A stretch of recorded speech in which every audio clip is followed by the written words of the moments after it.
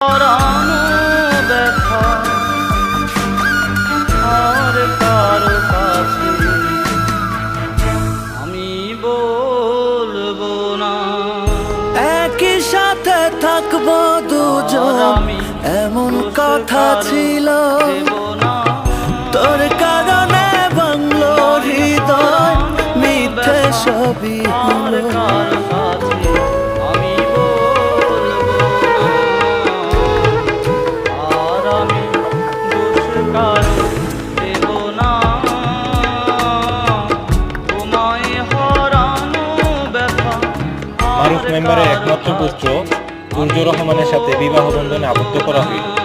উক্ত বিবাহে রাজি থাকিলে